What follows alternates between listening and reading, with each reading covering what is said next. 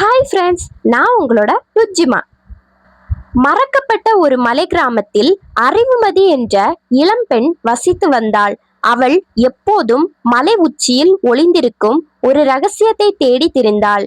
அந்த மலை மிகவும் செங்குத்தாகவும் மேகங்களால் மூடப்பட்டும் எப்போதும் காட்சியளிக்கும்.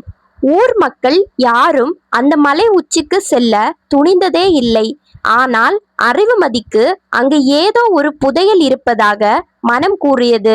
அவள் தன் கையில் ஒரு சிறிய பையை மட்டும் எடுத்துக்கொண்டு புறப்பட்டாள். பாதைகள் கரடுமுரடாகவும் கற்கள் நிறைந்தும் மிக ஆபத்தாக காணப்பட்டன. ஆனாலும் அவள் தன் இலக்கை தவிர வேறு எதையும் பார்க்கவில்லை.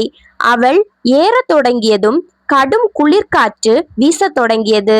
மரங்கள் எல்லாம் ஒன்றோடொன்று உரசும் சத்தம் அவளுக்கு பயத்தை தந்தது. ஆனாலும் அவள் முன்னேறி கொண்டே இருந்தாள். எங்கும் ஓரிடத்திலும் அவள் நிற்கவே இல்லை. அவளது கால்களில் ஏற்பட்ட காயங்கள் அவளுக்கு வலியை தந்தாலும் அவள் பொருட்படுத்தவில்லை. மலைப்பாதையில் ஆங்காங்கே விலங்குகளின் சத்தங்கள் கேட்டு அவளை பயமுறுத்தின. அந்த சத்தங்களை எல்லாம் அவள் தன் மன உறுதியால் வென்று கடந்து சென்றாள். இயற்கை அவளை சோதிப்பது போல தொடர்ந்து பெரும் மேகங்களை சுழற்றி கொண்டே இருந்தது. மலை உச்சியில் ஒரு பெரிய பழமையான கோவில் மறைந்திருப்பதாக கதைகள் இருந்தன. அங்கு ஒரு மந்திர கண்ணாடி இருப்பதாக பெரியவர்கள் பேசி கேட்டிருக்கிறாள். அந்த கண்ணாடி முன் நின்றால் நம்முடைய எதிர்காலம் தெளிவாக தெரியும் என்பது அவளது நம்பிக்கை.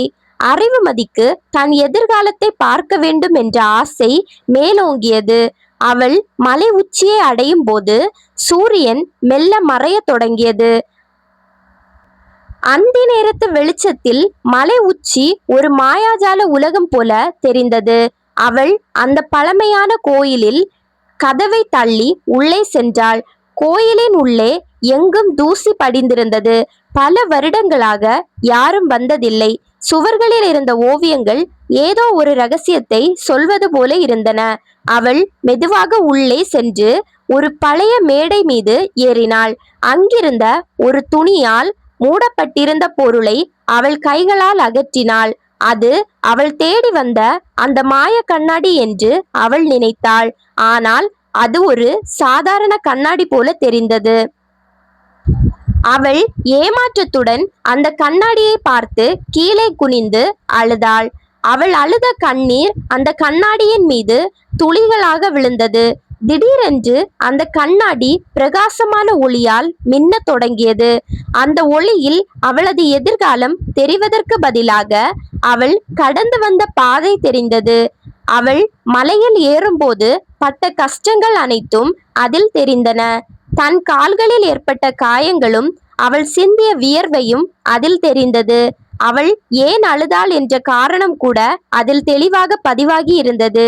அவள் தன் முயற்சியை கண்டு அந்த ஒளியே வியப்பது போல இருந்தது. இப்போது அவள் ஒரு பெரிய உண்மையை அந்த ஒளியின் மூலம் கண்டாள். எதிர்காலம் என்பது கண்ணாடியில் தெரிவது அல்ல, அது நாம் செய்யும் உழைப்புதான். அவள் பசி தாகம் என அனைத்தையும் தாண்டி உழைத்ததே அந்த புதையல். அந்த கண்ணாடியின் ஒளி அவளுக்கு ஒரு புதிய அறிவை தந்து சென்றது. அவள் தான் தேடி வந்த செல்வம் எது என்பதை அப்போது உணர்ந்து கொண்டாள். அந்த புனிதமான மலை உச்சியில் அவள் ஒரு பெரும் பாடத்தை கற்றுக்கொண்டாள். அங்கே புதையல் என்று எதுவும் இல்லை, அனைத்தும் உழைப்பு மட்டுமே. அறிவுமதி கீழிறங்கி வந்தபோது ஊர் மக்கள் அவளை வியப்புடன் பார்த்தார்கள். அவள் கையில் ஒன்றுமில்லை என்றாலும் முகம் பிரகாசமாக இருந்தது. நீ என்ன கண்டாய் என்று மக்கள் அவளை ஆர்வமாக கேட்டார்கள். அவள் மெல்ல சிரித்துவிட்டு நான் ஒரு ரகசியத்தை கண்டேன் என்று சொன்னாள். அந்த ரகசியம் அவளது மனதிற்குள் புதையலாக இப்போதும் ஒளிந்திருக்கிறது. அவள் இப்போது ஒரு புதிய மனிதராக தன் கிராமத்திற்கு திரும்பினாள். அவள் எதையும் தேடி ஓட வேண்டிய அவசியம் இனி இல்லை என்றாள். அறிவுமதி தன் வாழ்நாள் முழுவதும் அந்த அனுபவத்தை பகிர்ந்தாள். தன் கிராமத்தில் இருந்த மற்றவர்களுக்கும் உழைப்பின் பெருமையை கற்பித்தாள். அவளது கதையை கேட்டு பலர் மலையேற தொடங்கினார்கள். ஆனால் அவர்கள் வேறு ஒரு கண்ணோட்டத்தில் பார்த்தார்கள். உழைப்பால் மட்டுமே மனிதன் உயர முடியும் என்பதை அவர்கள் புரிந்து கொண்டார்கள். அறிவுமதி இப்போது அந்த கிராமத்தின் ஒரு அடையாளமாக மாறிவிட்டாள். அவள் வாழ்ந்த காலமெல்லாம் அந்த மலை உச்சி ஒரு பாடமாக இருந்தது. உழைக்கும் ஒவ்வொருவருக்கும் அந்த மலை உச்சி ஒரு வெற்றியாக காத்திருக்கிறது. வெற்றி என்பது கண்ணாடியில் தேடும் மாயையான பிம்பம் அல்ல, நாம் வியர்வை சிந்தி கடந்து வரும் கடினமான பாதையே ஆகும். புதையல் தேடி அலையும் மனிதர்கள் பலரும் உண்மையை உணர்வதில்லை. தேடல் தரும் அனுபவமே வாழ்வின் மிகச்சிறந்த பெரும் புதையலாகும். எதிர்காலத்தை பற்றி நீ வீணாக கவலை கொள்வதை நிறுத்துங்கள். இன்று நீ செய்யும் உழைப்பே உனக்கான நாளை தீர்மானிக்கும். முயற்சி செய்யும் மனிதர்களுக்கு இயற்கை ரகசியங்களை தரும். வெற்றியை தேடி ஓடாதே, உழைத்து அந்த வெற்றியை அடையுங்கள். இலக்கை நோக்கிய பயணத்தில் ஏற்படும் காயங்கள்தான் நாளை நீ அடையப் போகும் வெற்றிக்கான உண்மையான சாட்சியங்கள். மற்றவர்கள் உன்னால் முடியாது என்று சொல்லும் ஒவ்வொரு சொல்லும் உன்னை இன்னும் வேகமாக ஓட வைக்கும் எரிபொருளாகட்டும். உயரங்களை தொடுவது என்பது உனது உடல் வலிமையில் இல்லை, அது மன உறுதி என்னும் மந்திரக்கோலில் மட்டுமே உள்ளது. பாதியில் திரும்பி செல்லும் எண்ணம் வரும்போதெல்லாம் நீ எதற்காக இந்த பயணத்தை தொடங்கினாய் என்பதை ஒரு முறை நினைத்து பார். உலகம் உன்னை கண்டு கைதட்ட வேண்டும் என்று எதிர்பார்க்காதே. உன் மனசாட்சி உன்னை பாராட்டும்படி உனது உழைப்பு இருக்கட்டும். தேடல்கள் எப்போதுமே ஏதோ ஒரு பொருளை அடைவதற்காக மட்டுமே இருப்பதல்ல. சில நேரங்களில் அது உன்னை நீயே கண்டறிய உதவும். உச்சியை அடைந்த பிறகு கீழே தெரியும் பள்ளத்தை பார்க்காதே. நீ கடந்து வந்த கரடு முரடான பாதையில் உள்ள உனது கால் தடங்களை பார். காலமும் சூழ்நிலையும் உன்னை சோதிக்கலாம், ஆனால் தளராத உழைப்பு எப்போதுமே காலத்தின் விதியை மாற்றி எழுதும் வலிமை கொண்டது. உங்கள் எதிர்காலத்தை நீங்கள் தேடுவதற்கு முன்னால் உங்கள் நிகழ்காலத்தை நீங்கள் மிகவும் அருமையாக அமைத்து கொண்டால் அந்த எதிர்காலமே உங்களது கண்ணாடி பிம்பத்தில் மிக தெளிவாக தெரிய ஆரம்பிக்கும்.